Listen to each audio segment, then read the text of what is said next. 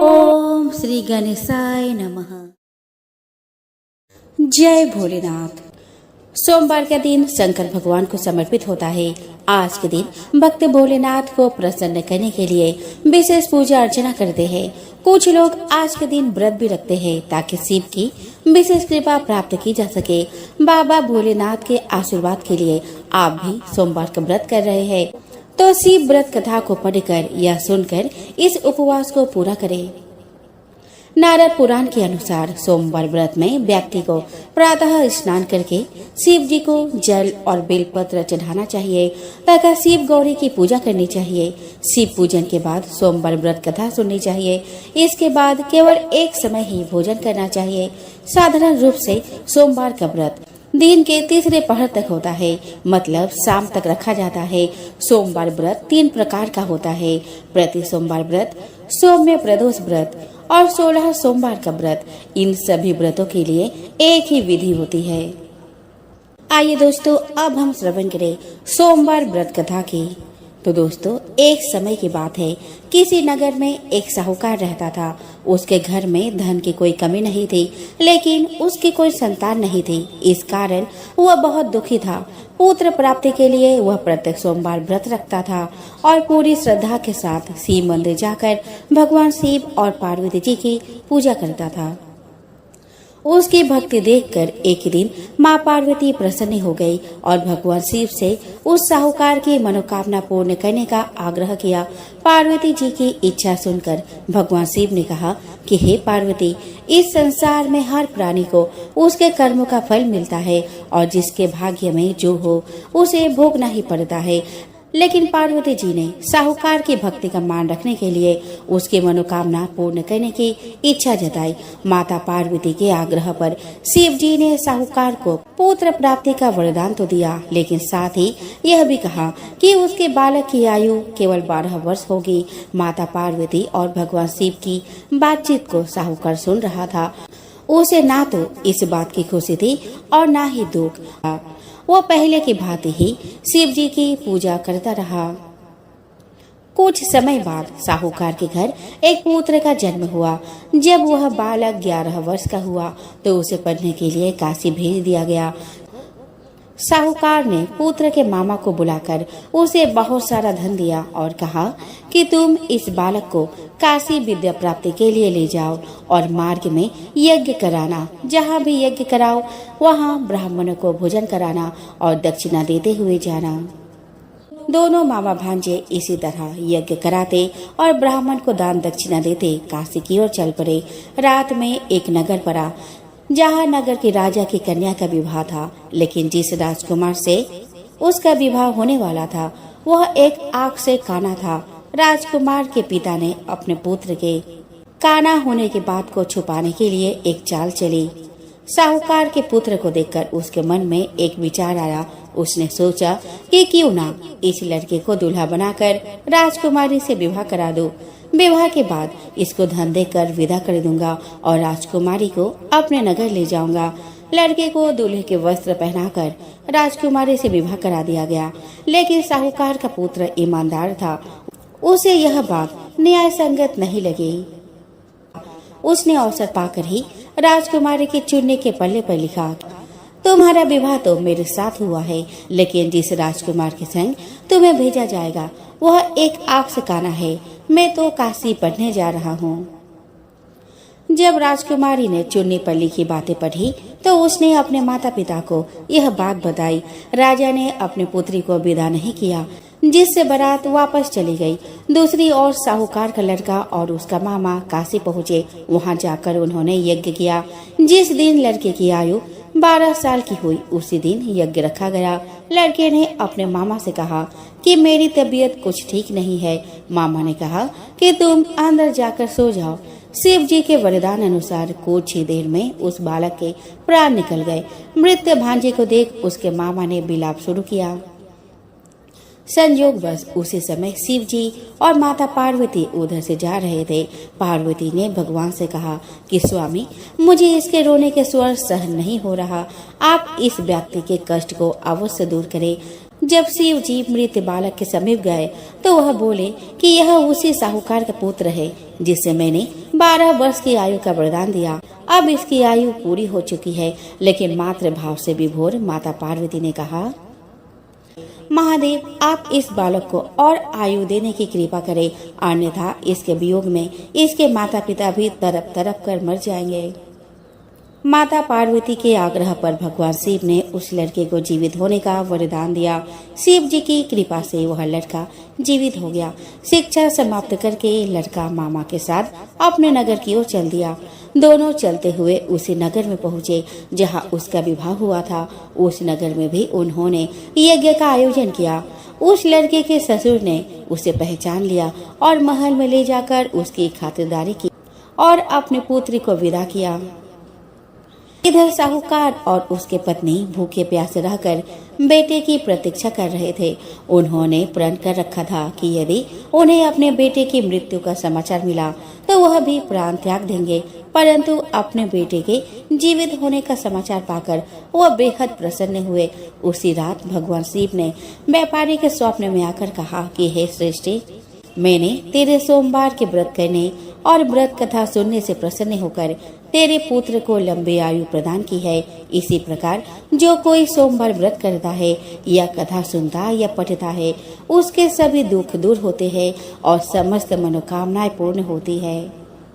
शिव पुराण के अनुसार प्राचीन काल में चित्रभानु नाम का एक शिकारी था।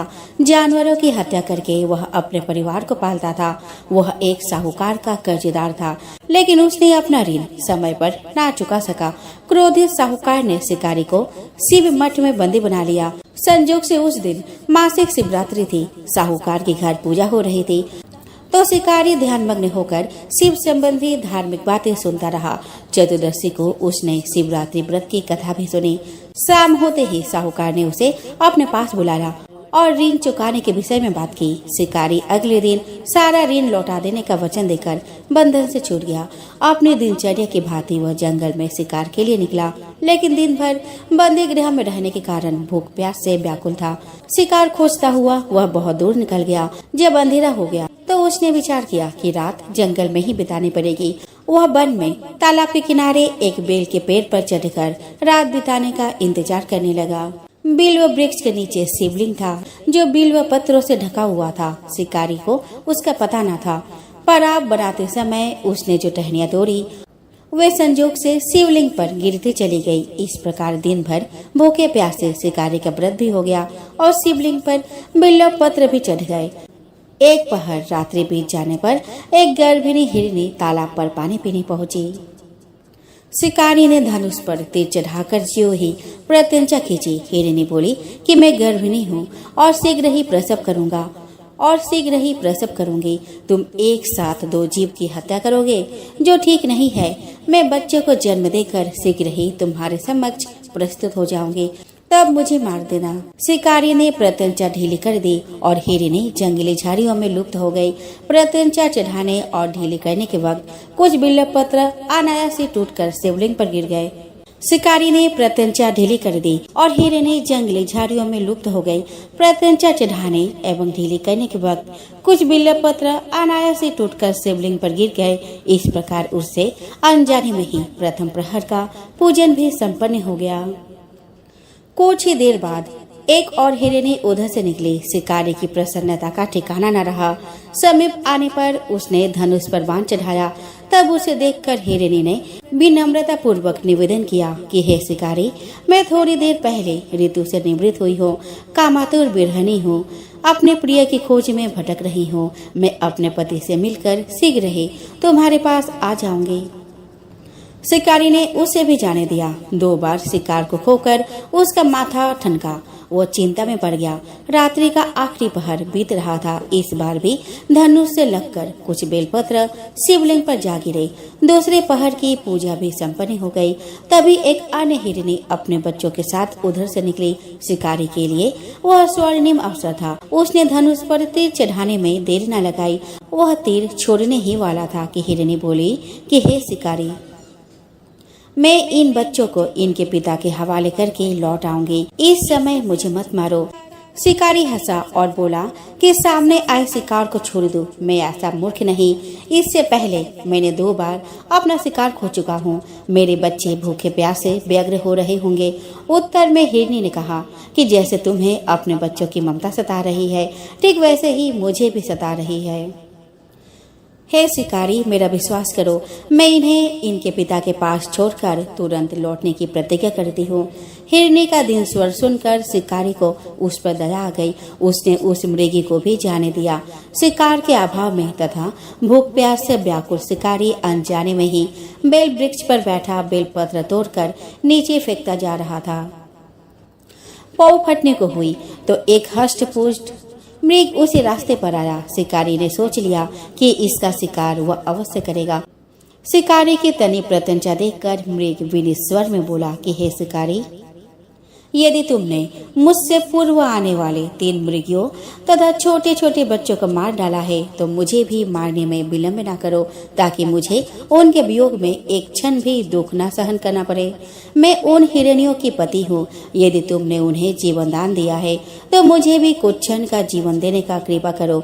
मैं उनसे मिलकर तुम्हारे समक्ष उपस्थित हो जाऊंगा। मृग की बात सुनते ही शिकारी के सामने पूरी रात का घटना चक्र घूम गया। उसने सारी कथा मृग को सुना दी। तब मृग ने कहा कि मेरी 3 पत्नियां जिस प्रकार प्रतिज्ञाबद्ध हो गई है, मेरी मृत्यु से अपने धर्म का पालन नहीं कर पाएंगे। अतः जैसे तुमने उन्हें विश्वास पात्र मानकर छोड़ा है, वैसे ही मुझे भी जाने दो। मैं उन सब के साथ तुम्हारे सामने शीघ्र ही उपस्थित होता हूँ। शिकारी ने उसे भी जाने दिया। इस प्रकार प्रातः हो गई। उपवास, रात्रि जागरण तथा शिवलिंग पर बेलपत्र चढ़ाने से अनजाने ही पर शिवरात्रि की पूजा पूर्ण हो गई। पर अनजाने में ही की हुई पूजन के परिणाम उसे तत्काल मिला। शिकारी का हिंसक हृदय निर्मल हो गया। उसमें भगवत शक्ति का वास हो गया। थोड़ी ही देर बाद वह मृग सब परिवार शिकारी के समक्ष उपस्थित हो गया ताकि वह उनका शिकार कर सके। किंतु जंगली पशुओं की ऐसी सत्यता, सात्विकता और सामूहिक प्रेम भावना देखकर शिकारी को बड़ी ग्लानि हुई। उसने मृग परिवार को जीवन दान दे दिया।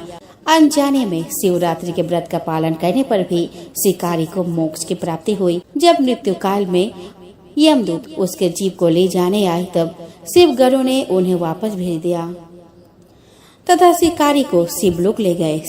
शिव जी की कृपा से ही अपने इस जन्म में राजा चित्रभानु अपने पिछले जन्म को याद रख पाए तथा महाशिवरात्रि के महत्व को जानकर उसका अगले जन्म में भी पालन कर पाए। एक गांव में हरिया नाम का एक बहेलिया रहता था। वो गांव में जाल बिछाकर चिड़िया, कबूतर, तोता और अन्य पक्षियों को पकड़ता था, फिर उन्हें पिंजरे में बंद करके रख देता और गांव के बाजार में बेच देता था। हरिया के घर में उसके पत्नी शोभा भगवान शिव के भक्त थी। वह दिन रात भगवान शिव की पूजा करती थी। शोभा अपने पति के काम से खुश नहीं थी।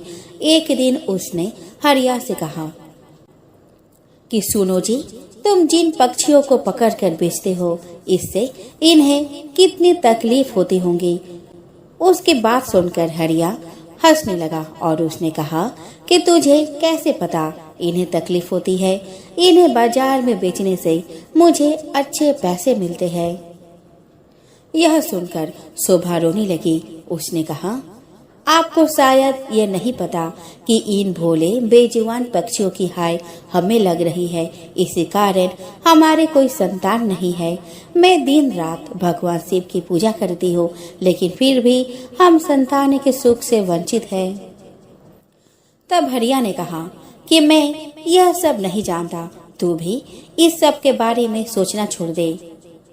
यह कहकर हरिया पक्षी पकड़ने चल देता है। शाम को हरिया पिंजरे में पक्षियों को लेकर आता है और झोपड़ी में रख देता है। अगले दिन फिर से हरिया पक्षियों को पकड़ने चला जाता है। तभी कोई घर का दरवाजा खटखटाता है। शोभा दरवाजा खोलकर देखती है तो उसके सामने एक ब्राह्मण अपने पत्नी के साथ खड़े थे। शोभा उनसे कहती है, महाराज, आप लोग कौन है? तब ब्राह्मण कहता है, बेटी, हम बहुत दूर से हैं। कुछ दिन इस गांव के शिव मंदिर में अमर कथा वाचने आए हैं। इसीलिए घर घर जाकर उसका निमंत्रण दे रहे हैं। तुम भी कल से अपने परिवार के साथ कथा सुनने आना। यह सुनकर शोभा बहुत खुश हुई और उसने कहा, हे ब्राह्मण देवता, मेरे तो भाग्य खुल गए। ऐसा अवसर तो किस्मत वालों को मिलता है, परंतु आप दोनों की रहने की व्यवस्था कहाँ है? तब ब्राह्मण ने कहा कि बेटी, मंदिर के पंडित जी ने हमारे रहने का इंतजाम मंदिर में ही कर दिया है और इस गांव में जो भी हमें सम्मान और प्यार से भोजन कराएगा, हम भोजन कर लेंगे। यह सुनकर शोभा की आंखों में आंसू बहने लगे।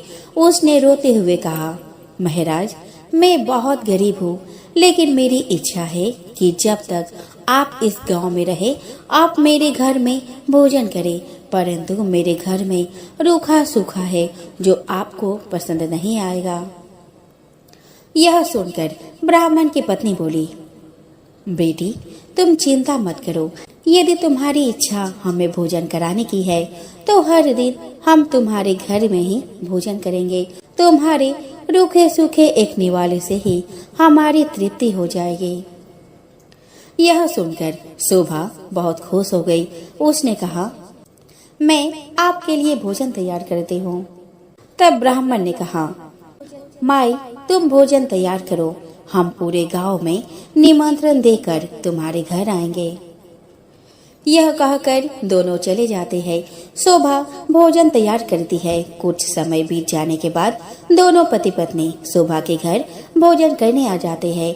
जब वे भोजन करने बैठते हैं, तभी ब्राह्मण की नजर पिंजरे में पक्षियों पर पड़ती है। वे उठकर खड़े हो जाते हैं। शोभा उनसे पूछती है, महाराज, क्या मेरे से कोई भूल हो गई? ब्राह्मण ने क्रोधित होते हुए कहा, तुमने इन बेजुबान पक्षियों को पिंजरे में कैद कर रखा है। हम तुम्हारे घर भोजन नहीं कर सकते।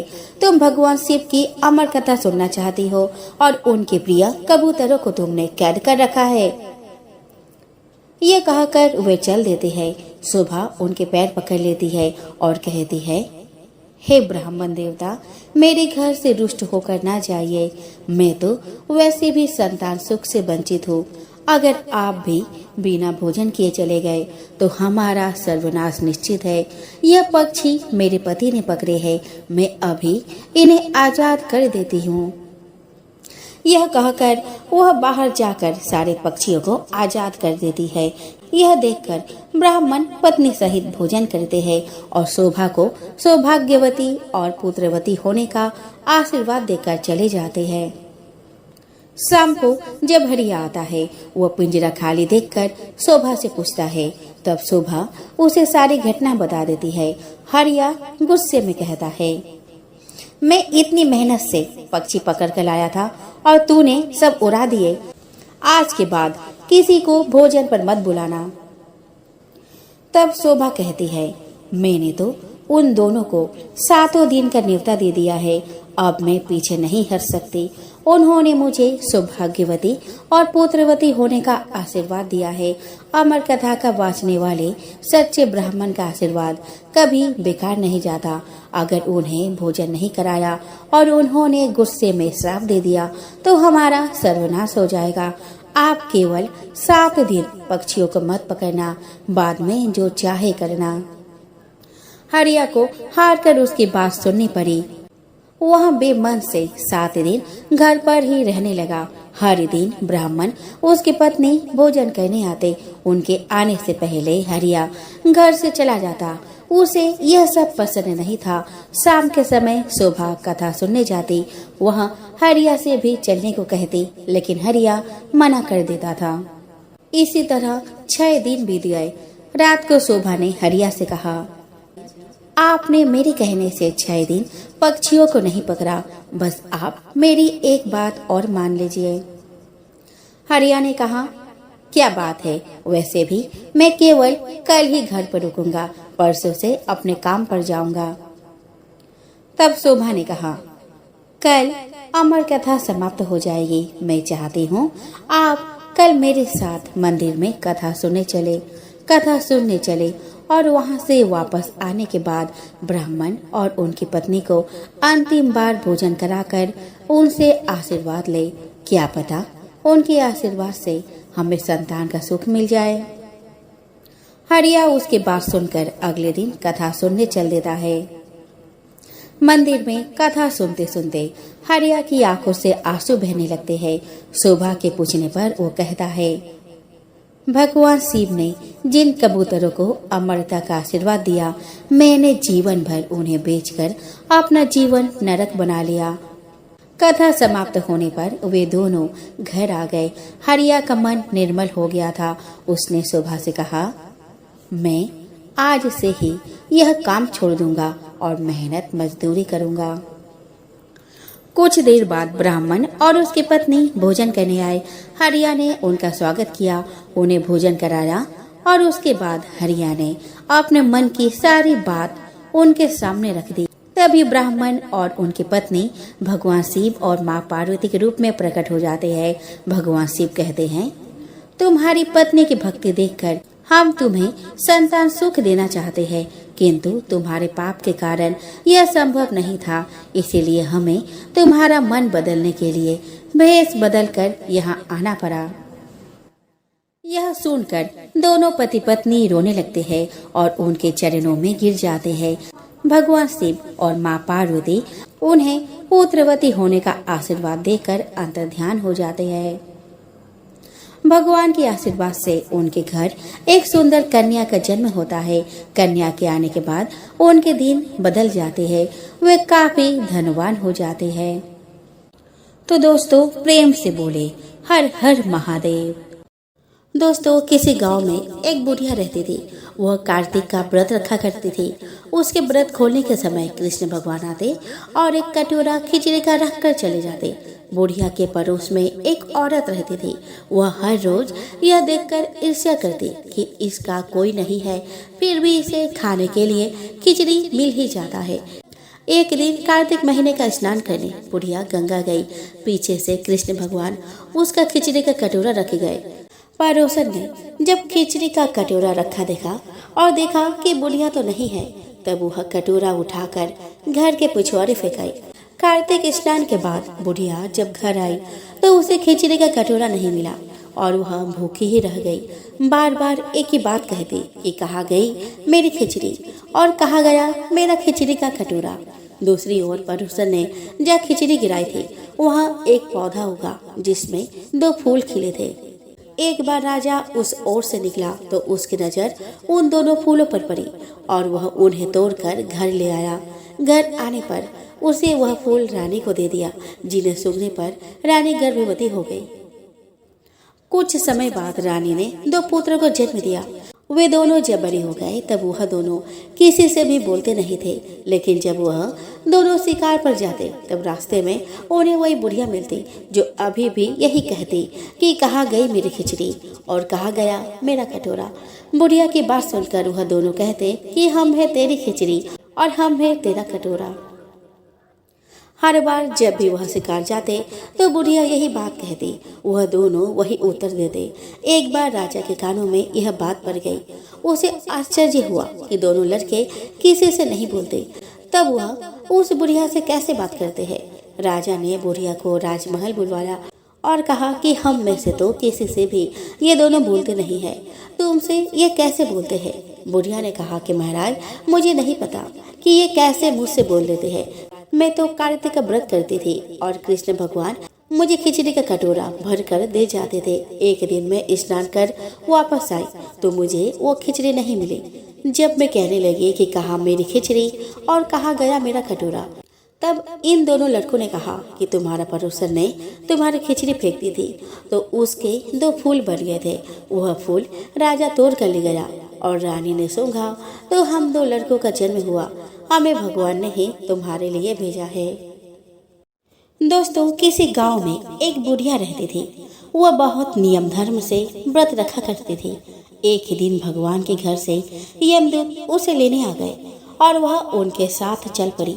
चलते चलते एक गहरी नदी आई तो यमदूत बोले कि माई, तुमने गोदान की हुई है या नहीं।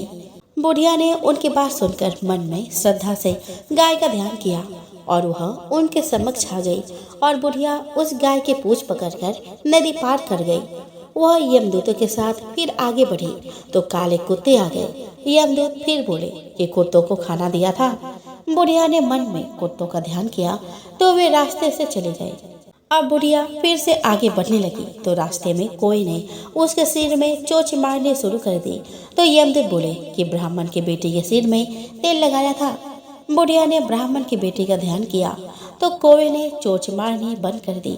कुछ आगे बढ़ने पर बुढ़िया के पैर में कांटे चुभने लगे तो यमदूत बोले कि खराव आदि दान की है। बुढ़िया ने उनका ध्यान किया तो खराव उसके पैरों में आ गई। बुढ़िया फिर आगे बढ़ी तो चित्रगुप्त जी ने यमराज से कहा कि आप कैसे लेकर आए हो। यमराज जी बोले कि बुढ़िया ने दान पुण्य तो बहुत किए लेकिन धर्मराज जी का कुछ नहीं किया, इसलिए आगे का द्वार इसके लिए बंद है। सारी बात सुनने के बाद बुढ़िया बोली कि आप मुझे सिर्फ 7 दिन के लिए वापस धरती पर भेज दो। मैं धर्मराज जी का व्रत और उद्यापन करके वापस आ जाऊंगी। बुढ़िया माई वापस धरती पर अपने गांव आ गई और गांव वालों ने उसे भूतनी समझकर अपने दरवाजे बंद कर दिए। जब वह अपने घर गई तो उसके बहू बेटी भी दरवाजे बंद करके बैठ गए। बुढ़िया ने कहा कि मैं भूतनी नहीं हूँ, मैं तो धर्मराज जी की आज्ञा से वापस धरती पर 7 दिन के लिए आई हूँ। इन 7 दिनों में मैं धर्मराज जी का व्रत और उद्यापन करूंगी जिससे मुझे परलोक में जगह मिलेगी। बुढ़िया की बातों से आश्वस्त होकर बहू बेटे उसके लिए पूजा की सारी सामग्री एकत्र करते हैं, लेकिन जब बुढ़िया कहानी कहती है तो वह हुंकार नहीं भरते, जिससे बुढ़िया फिर अपने पड़ोसन को कहानी सुनाती है और वह हुंकारा भरती है। सारा दिन की पूजा व्रत और उद्यापन के बाद धर्मराज जी बुढ़िया को लेने के लिए विमान भेजते हैं। स्वर्ग का विमान देखकर उसके बहू बेटों के साथ सारे गांव वाले भी स्वर्ग जाने को तैयार हो गए। बुढ़िया ने कहा कि तुम कहाँ तैयार हो रहे हो, मेरी कहानी तो केवल पड़ोसन ने सुनी है, इसीलिए वही साथ जाएगी। सारे गांव वाले बुढ़िया से धर्मराज जी की कहानी सुनाने का आग्रह करते हैं तो बुढ़िया उन्हें कहानी सुना देती है। कहानी सुनने के बाद सारे ग्रामवासी विमान में बैठकर स्वर्ग जाते हैं तो धर्मराज जी कहते हैं कि मैंने तो विमान केवल बुढ़िया को लाने भेजा था। बुढ़िया माई कहती है कि हे धर्मराज, मैंने जो भी पुण्य किए हैं उसमें से आधा भाग आप गांव वाले को दे दो। इस तरह से धर्मराज ने ग्रामवासियों को भी स्वर्ग में जगह दे दी। हे धर्मराज महाराज, जैसे आपने बुढ़िया के साथ सभी गांव वालों को भी स्वर्ग में जगह दी, उसी तरह हमें भी देना। कहानी सुनकर हुंकार भरने वालों को और कहानी कहने वालों को भी जगह देना। तो बोलो धर्मराज जी की जय। प्राचीन काल में एक धनी व्यक्ति था जिसके पास सभी प्रकार की धन दौलत एवं शोहरत थी, लेकिन दुर्भाग्य यह था कि उस व्यक्ति की कोई संतान न थी। इस बात का दुख उसे हमेशा सताता था, लेकिन वह और उसकी पत्नी दोनों शिव भक्त थे। दोनों ही भगवान शिव की आराधना में सोमवार की व्रत रखने लगे। उनकी सच्ची भक्ति को देखकर माँ पार्वती ने शिव भगवान से उन दोनों दंपति की सोनी गोद को भरने का आग्रह किया। परिणाम स्वरूप शिव जी के आशीर्वाद से उनके घर में पुत्र ने जन्म लिया, लेकिन बालक के जन्म के साथ ही एक आकाशवाणी हुई, यह बालक अल्पायु का होगा। 12 साल की आयु में इस बालक को मृत्यु हो जाएगी। इस भविष्य कथन के साथ उस व्यक्ति को पुत्र प्राप्ति की अधिक खुशी न थी। उसने अपने बालक का नाम अमर रखा। जैसे जैसे अमर थोड़ा बड़ा हुआ, उस धनी व्यक्ति ने उसको शिक्षा के लिए काशी भेजना उचित समझा। उसने अपने साले को अमर के साथ काशी भेजने का निश्चय किया। अमर अपने मामा जी के साथ काशी की ओर चल दिए। रास्ते में उन्होंने जहाँ जहाँ विश्राम किया, वहाँ वहाँ उन्होंने ब्राह्मणों को दान दक्षिणा दी। चलते चलते वे एक नगर में पहुँच गए, जहाँ पर एक राजकुमारी के विवाह का समारोह चल रहा था। उस राजकुमारी का दूल्हा एक आग से काना था। यह बात दूल्हे के परिवार वालों ने राजा परिवार से छिपा कर रखी थी। उन्हें इस बात का डर था कि यह बात अगर राजा को पता चल गई तो यह शादी नहीं होगी। इसीलिए दूल्हे के घर वालों ने अमर से झूठ मूठ का दूल्हा बनने का आग्रह किया और वह उनके आग्रह को मना न कर सका। इस प्रकार उस राजकुमारी के साथ अमर की शादी हो गई, लेकिन वह उस राजकुमारी को धोखे में नहीं रखना चाहता था। इसीलिए उसने राजकुमारी की चुनरी में इस घटनाक्रम की पूरी सच्चाई लिख दी। राजकुमारी ने जब अमर के उस संदेश को पढ़ा तब उसने अमर को ही अपना पति माना और काशी से वापस लौटने तक उसका इंतजार करने को कहा। अमर और उसके मामा वहां से काशी की ओर चल दिए। समय का पहिया आगे बढ़ता रहा। उधर अमर हमेशा धार्मिक कार्यों में लगा रहता था। जब अमर ठीक 12 साल का हुआ तब वह शिव मंदिर में भोले बाबा को बेलपत्तियां चढ़ा रहा था।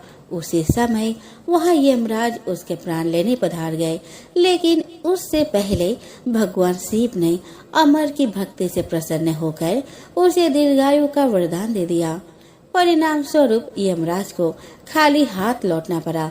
बाद में अमर काशी से शिक्षा प्राप्त करके अपने पत्नी के साथ घर लौटा।